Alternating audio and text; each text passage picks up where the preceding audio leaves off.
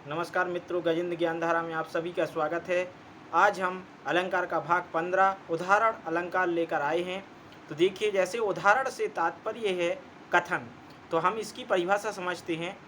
काव्य में जहाँ एक कथन की पुष्टि के लिए दूसरे कथन को उदाहरण के रूप में प्रस्तुत किया जाता है, वहाँ उदाहरण अलंकार होता है। जैसे देखिए, काव्य में जहाँ एक कथन की पुष्टि के लिए दूसरे कथन को उदाहरण के रूप में प्रस्तुत किया जाता है, वहाँ उदाहरण अलंकार होता है। तो आशा करता हूँ सभी मित्रों को जो परिभाषा है समझ में आई होगी। सीधा सा तात्पर्य है, यहाँ पर एक कथन की पुष्टि करने के लिए दूसरा कोई उदाहरण दिया जा रहा है, दूसरे कथन को उदाहरण के रूप में प्रस्तुत किया जा रहा है। तो देखिए, यहाँ पर इसकी यदि हम पहचान देखें तो यही है। देखिए, ज्यों, जिमी, जैसे, जस, यथा, एव आदि जहाँ पर पहचान चिन्ह होते हैं, वहाँ पर उदाहरण अलंकार होता है। देखिए, इसकी पहचान है ज्यों, जिमी, जैसे, जस, यथा आदि शब्द जहाँ हों जिस काव्य की पंक्ति में, वहाँ उदाहरण अलंकार होगा। अब देखिए, हम उदाहरण समझते हैं कि फीकी पे नीकी लगे, कहिए समय विचार, उस सबको मन हर्षित करे, ज्यों विवाह में गारी, वृंद जी ज्यों विवाह में गारी। तो देखिए, वृंद कवि का ये दोहा है कि फीकी पे नीकी लगे। हमारे कवि वृंद कहते हैं, देखिए, फीकी पे नीकी लगे, अर्थात फीकी बात परंतु फिर भी नीकी लगे, यानी अच्छी लगे। कहिए समय विचार, समय विचार, समय को देखकर हम यदि फीकी बात भी कहते हैं अच्छे समय पर, तो वह सभी को अच्छी लगती है। सबको मन हर्षित करे, ज्यों विवाह में गारी, जो गाली होती है विवाह में दी जाती हैं, वो गालियाँ कितनी अच्छी लगती हैं उस अवसर पर। तो इस प्रकार से देखिए, ज्यों आ गया है, ये पहचान आ गई है, तो यहाँ पर हमारा उदाहरण अलंकार होगा। हम देखिए नेक्स्ट उदाहरण समझते हैं, उदाहरण नंबर 2।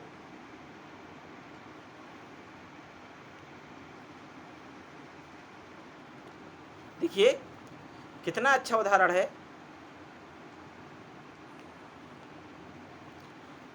कि सुख बीते दुख होते हैं, दुख बीते सुख होत, वो दिवस गयो ज्यों निसी उदित, निशिगत दिवस उदोत, वृंद जी निशिगत दिवस उदोत। तो देखिए, इस प्रकार से सुख बीते दुख होते हैं। हमारे कवि कहते हैं कि सुख के बीत जाने पर दुख के बीत जाने पर सुख होता है, और सुख बीते दुख होत, या और सुख के बीत जाने पर दुख होता है और दुख बीत जाने पर सुख होता है। देखिए, और दिवस गए ज्यों निशि उदित, जिस प्रकार से दिन के पूर्ण होने पर निशि आती है, यानी रात आती है, और रात आने के बाद फिर दिन होता है, इसी प्रकार से निशिगत दिवस उदोत, और दिन और रात होते रहते हैं।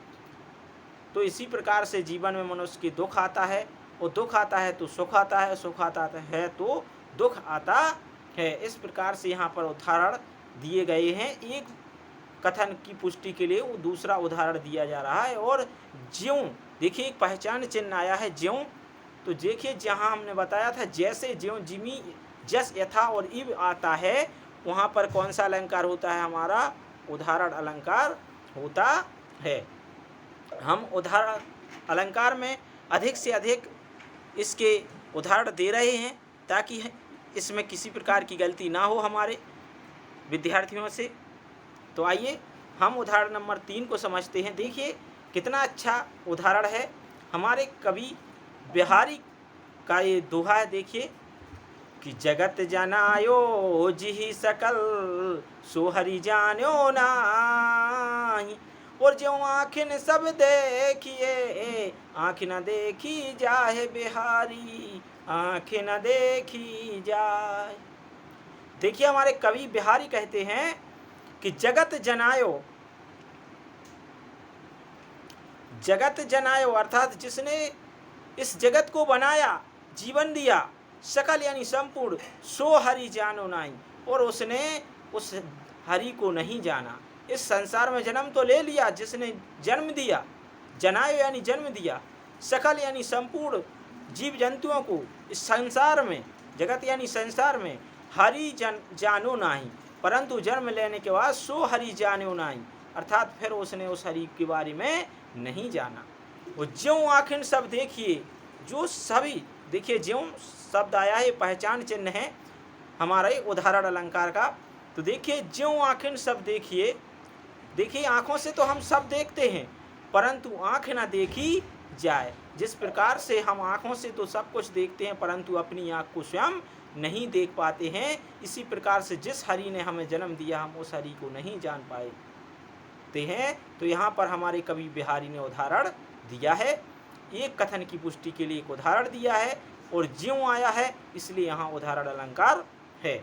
हम नेक्स्ट उदाहरण दे रहे हैं, अधिक से अधिक उदाहरण दे रहे हैं ताकि हमारे मित्रों से, विद्यार्थियों से किसी प्रकार की गलती ना हो एग्जाम में।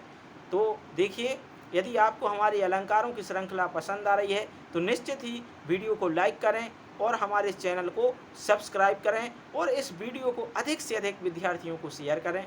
तो देखिए हम उदाहरण नंबर 4 को समझते हैं। देखिए यूट्यूब पर यह पहली बार अधिक से अधिक उदाहरण दिए जा रहे हैं और बिल्कुल फ्री और निःशुल्क दिए जा रहे हैं। तो देखिए उदाहरण नंबर 4 को समझते हैं कि अब गति गति कछु कहत न आवे, ज्यों गूंगही मीठे फल को रस अंतर्गत ही भावे। देखिए कितना अच्छा हमारे कवि सूरदास जी ने ये पंक्तियाँ लिखी हैं कि अभिगति गति कछु कहत न आवे। वो ज्यों, देखिए अभिगति अर्थात उस परम ब्रह्म की गति को कुछ भी कहते नहीं बनता, कुछ कोई भी बखान नहीं कर सकता है। वो परम ब्रह्म है, परमेश्वर है, परमात्मा है, उसकी कृपा से ज्यों गूंगही, एक गूंगा व्यक्ति भी कहते हैं उसकी गति को कोई ठीक वैसे ही नहीं जान सकता। जिस ज्यों यानी जिस प्रकार से गूंगा मीठे फल को रस, मीठे फल के रस को अंतर्गत ही भावे, अंतर ही अपने अंतर आत्मा से ही उसके रस का रसपान कर सकता है, वह बखान नहीं कर सकता है, ठीक वैसे ही उस ईश्वर की गति को व्यक्ति अपने अंतर आत्मा से ही जान सकता है। उसकी गति को कुछ भी बखान करना संभव नहीं है। अब गति यानी हमारी स्थिति से परे है उसकी गति, उसकी महिमा। तो इस प्रकार से उदाहरण दे रहे हैं हमारे कविवर सूरदास जी। तो देखिए ज्यों आया है और उदाहरण स्वरूप आया है कि ज्यों गूंगे मीठे फल, जिस प्रकार से गूंगा व्यक्ति मीठे फल के रस को अंतर्गत ही अपने अंतरात्मा में ही उसके आनंद की अनुभूति करता है, उसका बखान नहीं कर पाता है, ठीक वैसे ही उसकी गति की महिमा, गति और महिमा का वर्णन करना संभव नहीं है। जो व्यक्ति उसको जानता है वही अपने अंतरात्मा में मान सकता है, दूसरे को बताना संभव नहीं है।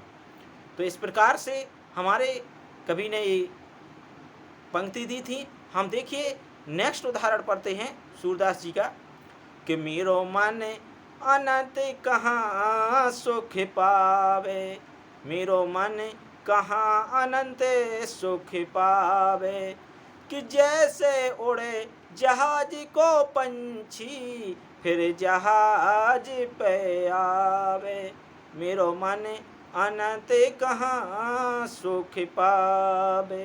कहते हैं कि मेरो मन कहाँ अनंत सुख पावे। हे ईश्वर, हे परमेश्वर, मेरा मन है जो अनंत यानी आपके अलावा, अनंत यानी दूसरे स्थान पर कहीं कोई सुख प्राप्त नहीं कर सकता है। मेरा मन तो आपके चरणों कमलों में ही रमा रहता है।